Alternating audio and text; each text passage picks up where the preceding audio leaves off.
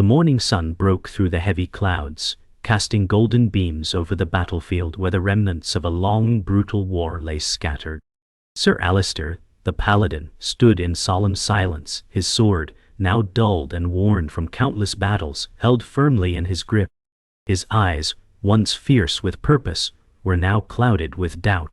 His heart, burdened with the weight of his choices, questioned the righteousness of his past actions. "Have I sacrificed too much?"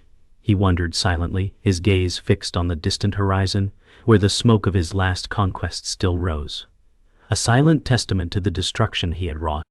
His armor, though shining, seemed to carry the weight of 1,000 sins, and the once immense pride he felt in serving his kingdom now felt hollow. Behind him, the cries of the fallen whispered in the wind, as if to remind him of all he had lost, of all he had yet to find.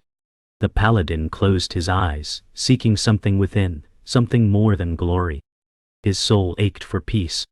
As the golden rays of dawn warmed the earth beneath him, Sir Alistair's thoughts drifted to the past.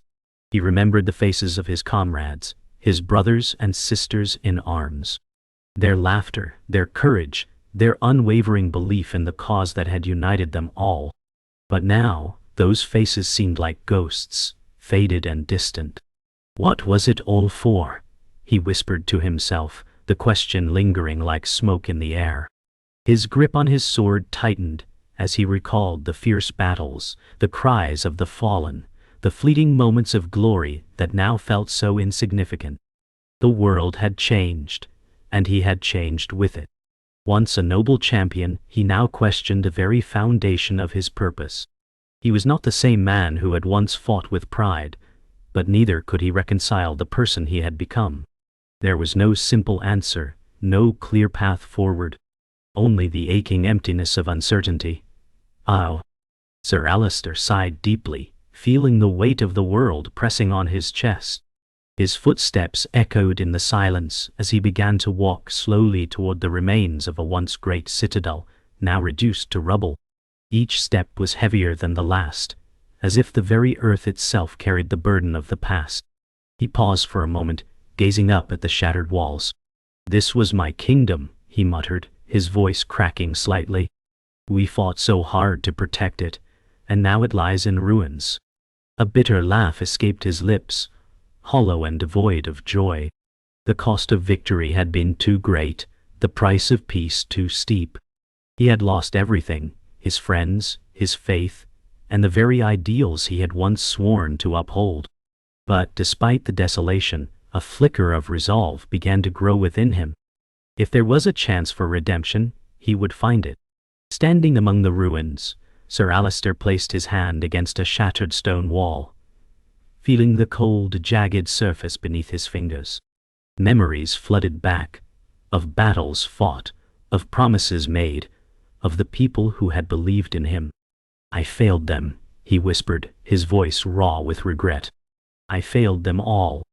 The words felt like daggers to his heart, a truth he could no longer deny. The weight of his failures seemed unbearable, but in the distance a flicker of light caught his attention. It was faint, barely noticeable, but it was there. The flame of hope, so easily snuffed out, still lingered. Maybe, just maybe, there was a way to find redemption, a way to reclaim the honor he had lost. But first he would need to face the one enemy that had haunted him most, himself. As he stood there, lost in thought, Sir Alistair felt a presence beside him. He turned slowly, his hand instinctively going to the hilt of his sword. But it was not an enemy who stood there. It was a figure cloaked in black, their face hidden in shadow. "Who are you?" Sir Alistair asked, his voice wary but not hostile. The figure stepped forward, their movements fluid and graceful. "I am a messenger," the figure said, their voice low and soft. "I bring a warning and an offer." Sir Alistair's grip on his sword tightened. "A warning? What do you know of my struggle?" The figure smiled faintly, the expression barely visible in the dim light. "More than you think," they replied, and with those words the air seemed to shift, as though the very world was holding its breath. The journey was about to take a new turn, and Sir Alistair would soon discover that his fate was tied to something far greater than he had ever imagined. The cloaked figure's presence lingered in the air like a shadow, their voice cutting through the silence. "The path you seek is fraught with danger," they warned, their words carrying the weight of ancient knowledge. Sir Alistair's heart raced as he listened, his thoughts a whirlwind of confusion and fear. "I have already lost everything," he said, his voice barely a whisper. "What more could I possibly sacrifice?" The figure stepped closer, their dark cloaks swirling like smoke in the breeze. "Everything you hold dear," they replied softly, "is what binds you to this world. To be free, you must let go of your attachments." The Paladin frowned, his brow furrowed in disbelief. "Let go of my attachments? You ask too much." But the figure's eyes gleamed with an unreadable expression. "Freedom comes not from taking, but from releasing. And so, your journey begins." Sir Alistair felt a sudden chill, realizing that the path ahead would not be easy, and that it would require far more than just strength of arms. Sir Alistair's mind buzzed with questions. The figure's cryptic words echoed in his ears, but there was no clear answer to be found. He walked through the broken landscape, his thoughts a tangle of doubt. "What does it mean to truly let go?" he pondered. "How does one release the very thing that defines them?" The world around him seemed to shift, the once familiar path now filled with unfamiliar challenges. Every turn brought new obstacles, rocks that seemed to grow larger, trees that twisted and gnarled into unnatural shapes. His sword, though ever present, felt heavier with each step. It was as if the weight of his past, of every battle fought and every life lost, was embodied in the weapon he carried. "Can I truly abandon all that I've known?" he asked the wind, but the only answer was the rustling of the leaves in the breeze. His journey had only just begun, but already he felt himself standing at a precipice, staring into the unknown. As the day wore on, Sir Alistair's weariness grew, both physical and mental. The weight of his armor, the burden of his past, and the uncertainty of the journey all weighed heavily on him. The sun was beginning to set, casting long shadows over the land. He paused at a clearing, the faint glimmer of a stream visible in the distance. A brief rest, he muttered to himself, though he knew he was only delaying the inevitable. The sound of the flowing water brought him momentary peace, a soothing balm for his troubled mind. But as he knelt beside the stream to drink, a sudden movement caught his eye. A figure, an old man with a weathered face, emerged from the trees. He was cloaked in tattered robes, and his eyes gleamed with an unsettling wisdom. "You seek answers, young warrior?" the old man asked, his voice rasping like dry leaves. Sir Alistair stood abruptly, his hand instinctively reaching for his sword. "Who are you?" he demanded, but the old man only smiled knowingly. The old man stood still, his smile never wavering as Sir Alistair remained poised, sword drawn. "You will not find peace through your blade," the man said softly, his voice oddly comforting despite its age. "It is not the sword that defines you, but the spirit within." Sir Alistair's hand trembled on the hilt of his sword, his grip faltering for a moment. "I don't know what you mean," he replied, his voice strained. "I have spent my life fighting for honor, for justice. What else is there?" The old man shook his head slowly. "There's much more if you are willing to look beyond the battlefield." He gestured to the stream, where the water flowed effortlessly, without resistance. "Like the water, you must learn to flow with the world, not against it." Sir Alistair's brow furrowed, confusion clouding his mind. The old man's words were like a riddle, a puzzle that he could not yet solve. But the image of the stream lingered in his mind, whispering a truth he was not yet ready to understand. With a final cryptic smile, the old man turned to leave, vanishing into the trees as mysteriously as he had appeared. Sir Alistair stood in silence for a long moment, the weight of the encounter settling heavily on his heart. The world around him seemed to hold its breath, waiting for him to make a decision. "What do I truly seek?" he whispered, his voice carrying in the still air. "Is it peace? Or is it something more elusive, something beyond the reach of my sword?" He looked down at his blade, its steel reflecting the fading light. For the first time he felt a stirring of doubt. Was his sword truly the answer? Could there be another way? The paladin shook his head, as if trying to clear the questions from his mind, but they only seemed to grow more persistent. He was on a journey that would test not only his strength but his very soul. And though the path ahead seemed uncertain, he knew that the answers would only come through the trials he would face, trials that would push him to the brink of his own understanding. The days blurred together as Sir Alistair wandered through the wilds, the weight of his armor seeming to grow heavier with each step. His mind was clouded with doubts, and yet the words of the old man echoed in his ears like a haunting refrain. You must learn to flow like the water. Every time he tried to push those words away, they returned with more force. He had fought his whole life with the sword, fought for honor, for duty, for his kingdom. But was that all there was to life? Have I been wrong all along? Sir Alistair wondered aloud as he gazed at the dense forests surrounding him. The journey had brought him to a fork in the road, both literal and figurative. He had spent years seeking external victories, but now, in this silent wilderness, the internal battle raged stronger than ever. His heart longed for answers that his sword could not provide. Yet, somewhere deep inside, he knew that the answer was not in the distance or in a war to be fought, it was within him. I must find it, he whispered, the fire of determination beginning to rekindle in his chest. As he continued deeper into the forest, Sir Alistair felt an overwhelming presence, a sense of something ancient and powerful. The air grew thick, charged with an unseen energy that made his skin prickle.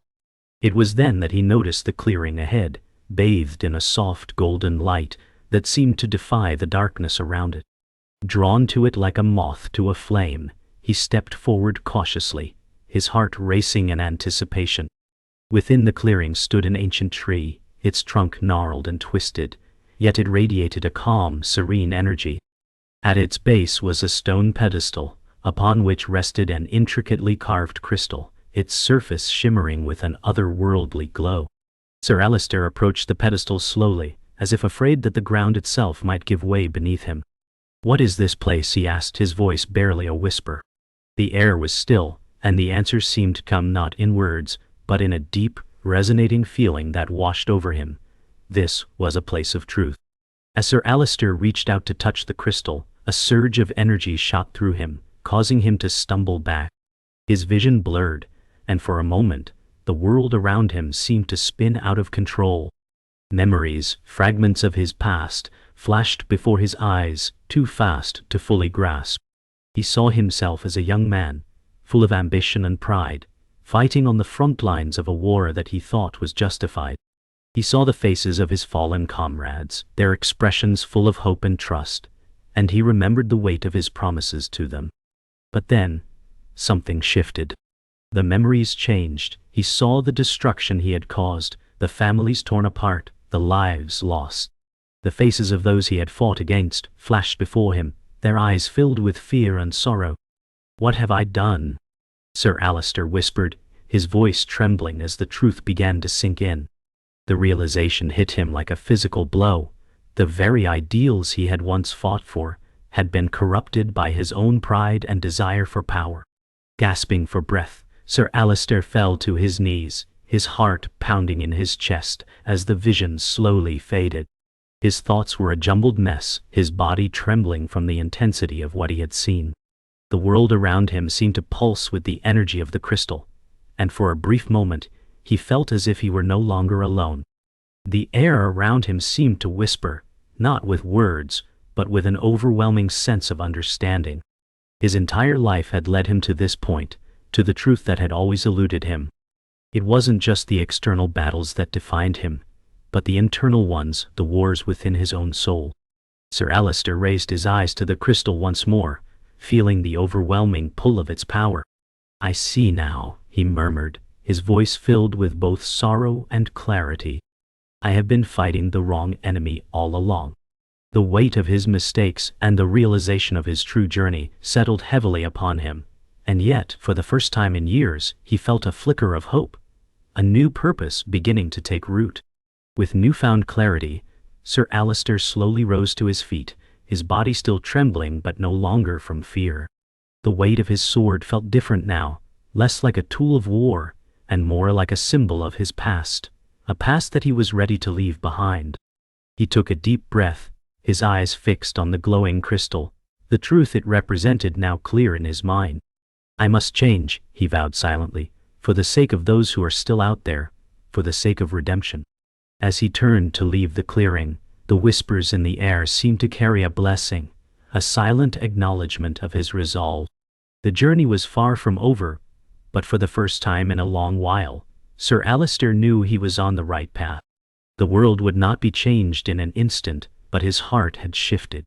He was ready to begin again, this time not as a warrior seeking glory, but as a man seeking peace. Sir Alistair's steps were slow and heavy, his mind still replaying the revelations from the crystal. He had seen the truth, and now he could no longer deny it. But the journey ahead was not an easy one. The words of the old man, the visions in the clearing, and the quiet yet persistent whispers of his own heart urged him onward, but the battle inside him had only just begun. His sword felt alien to him now, the hilt cold in his grasp, the weight of its metal, a constant reminder of his past. With each step, his past mistakes gnawed at him, clawing at his resolve. I have failed so many, he murmured, his voice barely a whisper. But the faintest flicker of hope remained in him, a flame that refused to be extinguished. He had seen the truth. He had felt it in the core of his being. But now, it was time to face the hardest battle of all, the war within his soul. Could he truly change? Could he let go of his pride, his past, and his attachment to the sword that had defined him for so long? As Sir Alistair walked deeper into the woods, the air around him grew colder, and the world seemed to close in. The path became more treacherous, the ground beneath his feet uneven, as if the forest itself was challenging him. Every step felt like a test, a reminder of his own fears and insecurities. The leaves rustled in the wind, and he couldn't help but feel as though they were whispering to him, urging him to turn back. You are not worthy, they seemed to say. You cannot change. His thoughts spiraled, and for a moment he wondered if the journey was futile. Maybe redemption was impossible. Maybe his past sins were too great to overcome. The doubt was suffocating, and the sword at his side seemed to echo those thoughts, its presence a reminder of all that he had lost. He stopped for a moment, his hand resting on the hilt, and closed his eyes. I must find the strength within me, he whispered. I must believe in the possibility of change. A sudden sharp noise broke the silence, a twig snapping beneath someone's foot. Sir Alistair's eyes shot open, and instinctively, his hand went to the sword at his side. His heart raced as he turned toward the sound, but all he saw was a shadow moving through the trees.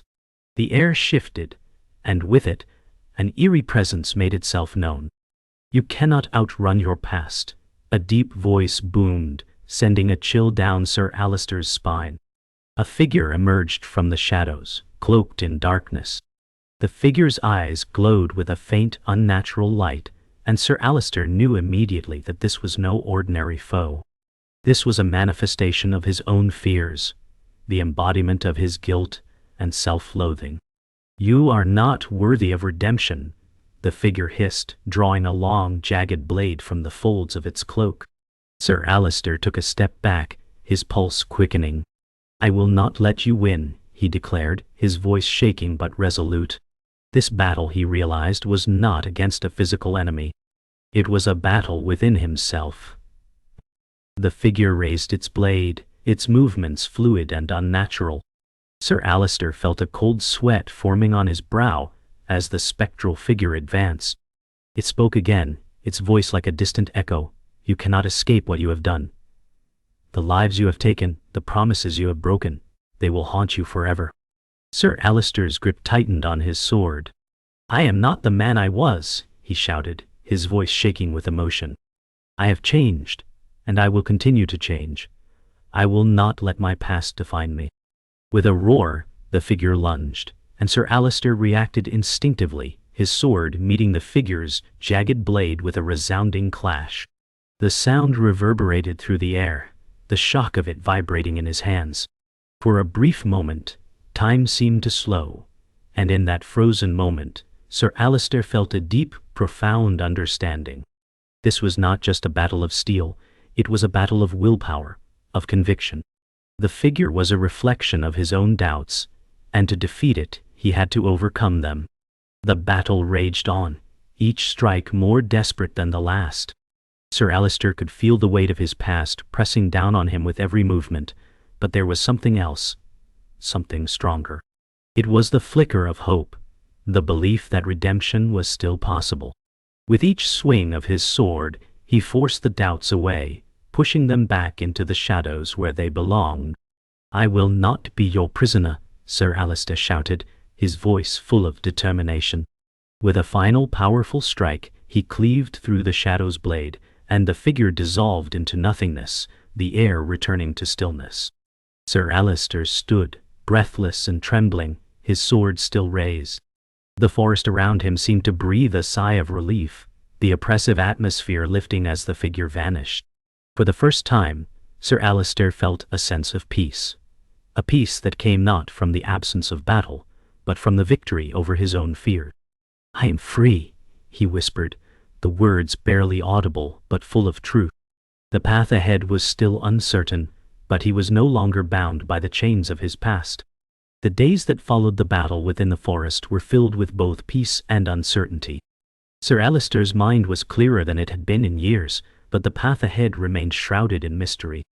He knew that the true test of his redemption had yet to come, but for now, the weight of his sword felt lighter, his steps more confident. Yet, a feeling of unease lingered. Every time he looked toward the horizon, something deep within him stirred, something he couldn't quite place. The journey had changed him, but there was an undeniable pull, a sense that he was being led toward something greater, something that would demand even more from him. "What is it that calls to me?" he wondered aloud, gazing into the distance. As the wind shifted, carrying with it the scent of salt and the faintest sound of distant waves, Sir Alistair knew that the next stage of his journey had arrived. The sea was calling, and with it, a storm unlike any he had faced before. The sound of the waves crashing against the rocks below grew louder as Sir Alistair descended the cliffside, his armor reflecting the fading light of the day. The air was thick with the promise of a storm, the sky above roiling with dark clouds. The ocean stretched out before him, vast and unpredictable, a perfect metaphor for the turmoil he had been through.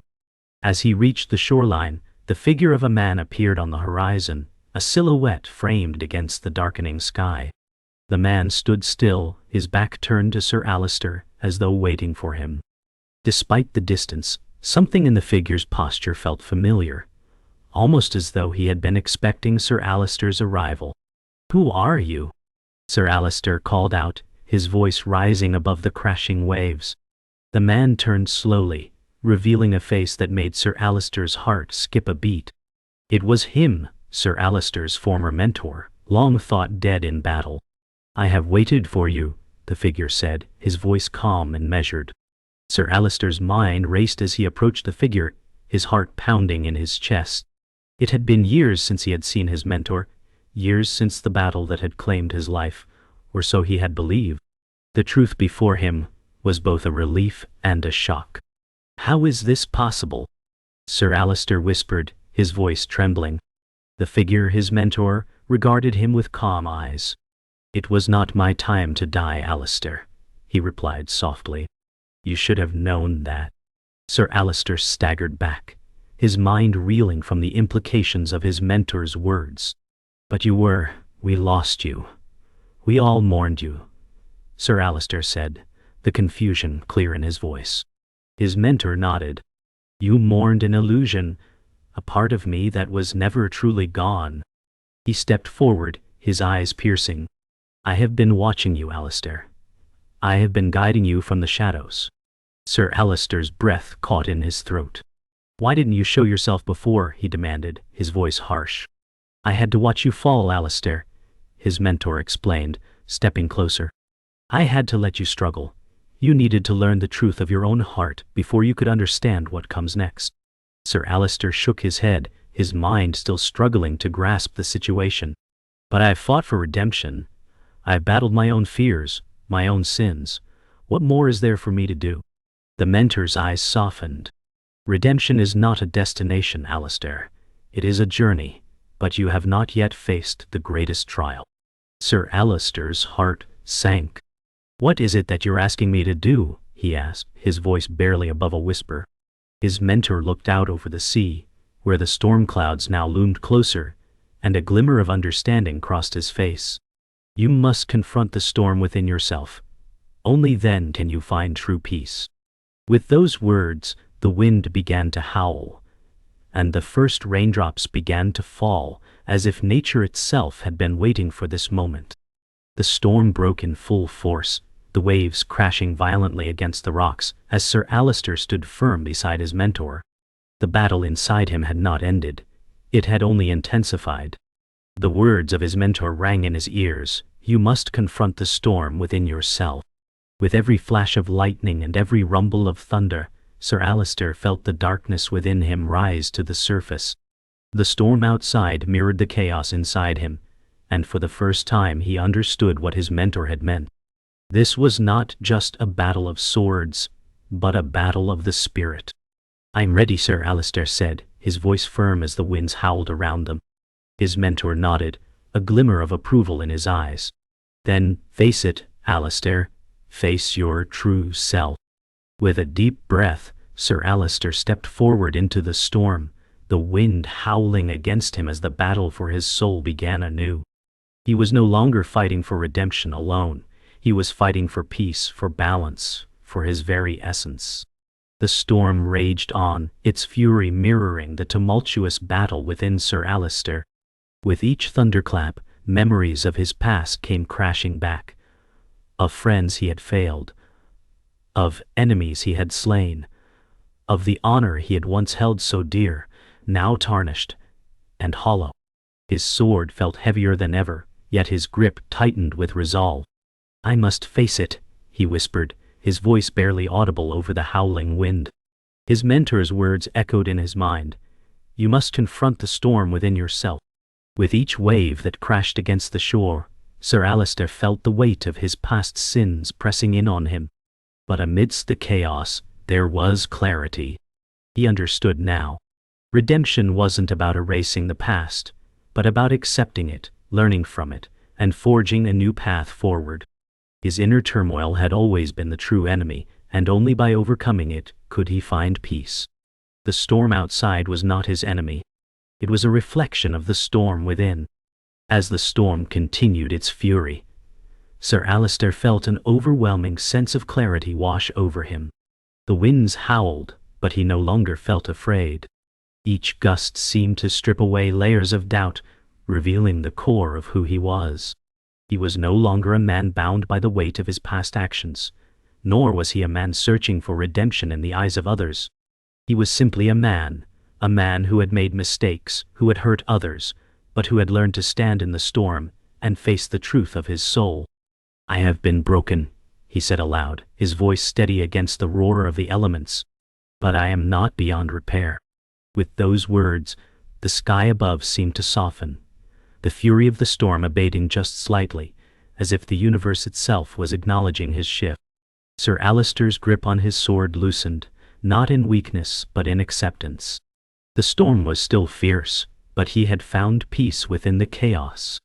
The wind had calmed, but the sea still churned beneath him. Sir Alistair stood motionless, feeling the pulse of his own heartbeat steadying. "I have let go of the past," he whispered, his words directed not to anyone but himself. The realization was profound, yet simple. True strength was not in avoiding the storm or in escaping the past, it was in standing firm within it. "I will no longer fight myself," he said, the words carrying an air of finality. Behind him, his mentor's presence had faded into the mist, his silent approval felt rather than seen. Sir Alistair had done it. He had faced the storm within and emerged on the other side, not unscathed, but whole. The sea had not calmed entirely, and neither had the world around him, but in that moment, Sir Alistair understood that peace did not come from a life free of turmoil. It came from the ability to embrace it. The storm would always be there, but it no longer had control over him. Sir Alistair slowly turned from the cliff's edge and began his descent back down toward the village below. He had faced his inner storm, and while the world still held many challenges, he no longer carried the weight of his past. The storm had been the catalyst for his transformation, but it was not the end of his journey. It was only the beginning. There is still much to do, he thought, but this time the thought was not filled with fear or regret. It was filled with a quiet, determined resolve. His path would no longer be defined by the mistakes of his past, nor by the expectations of others. He was no longer a paladin seeking redemption. He was a man who had come to understand that redemption was not something to be earned, but something to be lived. "I will live with purpose," Sir Alistair vowed, a new sense of clarity filling him. The journey ahead would not be easy, but he was ready to face it, not as a warrior of battle, but as a man of peace. As Sir Alistair made his way through the village, the people looked up at him with a mix of awe and reverence, but he felt no desire for their approval. He had come to understand that true peace did not come from the admiration of others, it came from within. He no longer sought validation or praise. What mattered now was the quiet strength of his resolve, the certainty in his heart that he was on the right path. He paused at the village's edge, gazing out over the land that had once been the battlefield of his past. It was still the same, but he was different. "This is my new beginning," he thought, the weight of his sword now feeling like a natural extension of himself, not a tool of violence, but a reminder of the journey he had endured. He had come full circle, not to the man he once was, but to the man he was meant to be. And with that, Sir Alistair turned to walk into the future, not as a paladin of war, but as a man of peace, ready to face whatever challenges awaited him with strength and clarity. The days that followed were quiet. The village, once filled with the whispers of war and rumors of Sir Alistair's troubled past, was now a place of calm. Sir Alistair's presence was a constant reminder of the man he had become, a man no longer defined by his past, but by his ability to live with the choices he had made. He worked alongside the villagers, not as a knight in shining armor, but as a humble man offering his skills. In his heart, he knew that redemption was not a final destination, but a path that stretched endlessly forward. "I have come to peace with my past," he thought as he sat beside the hearth one evening, watching the flames flicker. His heart, once burdened by guilt and regret, now felt light. But even in this newfound peace, he knew there was more to be done. He had no illusions that the road ahead would always be smooth. But he was no longer afraid of the struggles that lay ahead. The storm had passed, and now he was ready for whatever would come next. As the seasons shifted, so too did Sir Alistair's understanding of his place in the world. No longer was he the paladin who fought for honor and glory, but a man who understood the importance of humility and service. He continued to help the village, building houses, tending to crops, and offering guidance where needed. He was no longer the center of attention, and that suited him just fine. He had learned the value of a quiet life, one where actions spoke louder than titles. But one evening, as he worked beside the villagers to repair a well, a familiar face appeared on the horizon. It was a young knight, a figure from Sir Alistair's past, come to seek guidance. "Sir Alistair," the young knight called, his voice filled with respect and uncertainty. "I seek your wisdom. The road ahead is difficult, and I do not know if I am strong enough." Sir Alistair paused, his hands resting on the tools he had been using. He turned to face the young knight with a gentle smile. "Strength, my friend, comes not from what we hold in our hands, but from what we carry in our hearts." The young knight listened intently as Sir Alistair spoke of the importance of self-reflection, of humility, and of the inner peace that could only be achieved through accepting one's imperfections. "The world will always demand more from us," Sir Alistair explained, "but the greatest battle we fight is the one within. Only when we master that can we truly help others." The young knight nodded slowly, understanding dawning in his eyes. Sir Alistair could see the weight of his doubts and fears slowly lifting as the two stood together, facing the future not as warriors, but as men seeking to live with purpose. The conversation stretched long into the evening, the stars above shining brightly, symbolizing the clarity that had settled over them both. "I will carry this with me," the young knight said, his voice steady now. "Thank you, Sir Alistair." Sir Alistair smiled, his heart full, knowing that the journey was not just about his own redemption, but about helping others find their own path to peace. As time went on, Sir Alistair became not just a mentor, but a quiet presence in the village, someone the people trusted and looked to for guidance. He never sought out recognition, never yearned for praise. He had found peace in the simplest acts of service, and in that service he had found a deeper connection to those around him.